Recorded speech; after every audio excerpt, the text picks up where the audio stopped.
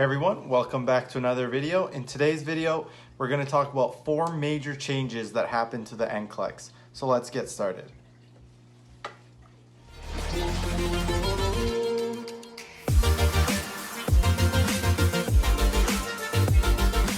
To improve your nursing skills or to gain more information about the nursing profession in general, please consider subscribing down below. I upload a video every single week and you don't want to miss out.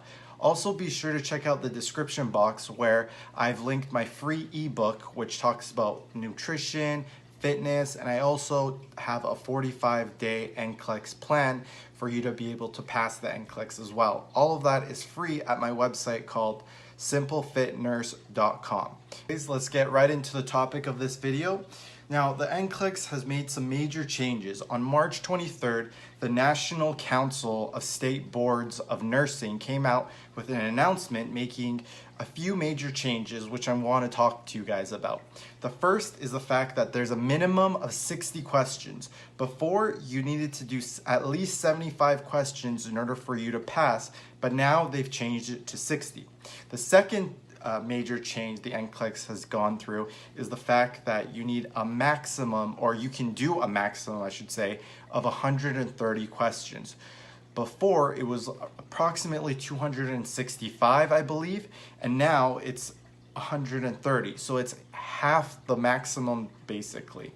What that means is the computer adaptive testing algorithm they have is essentially going to be able to assess your capabilities of being a nurse in a lot less questions, so they can assess you much more quickly.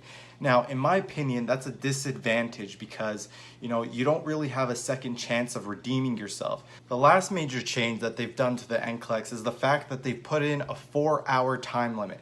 Now, before, you could take, I think, upwards of 6 to 8 hours to answer the 265 questions that they had, but now it's down to 4 hours. What that means is you need to be able to understand what the question's asking and answer the questions much more quickly.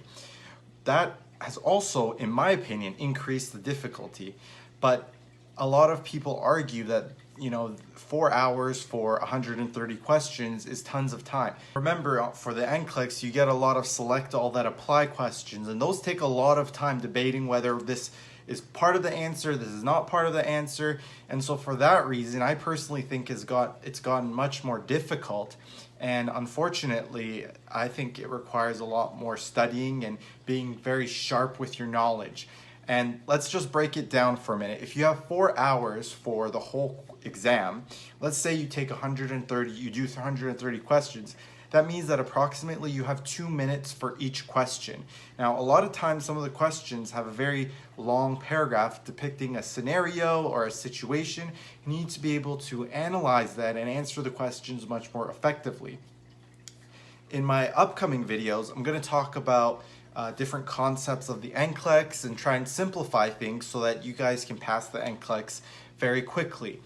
Now, I am working on the website. It isn't still finished completely yet, and I'm trying every day, aside from my full-time job, I'm trying to create this website so that you guys can utilize it and pass the NCLEX as well.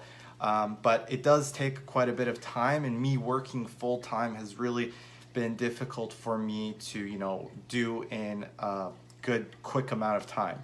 Anyways, guys, I hope you enjoyed this video.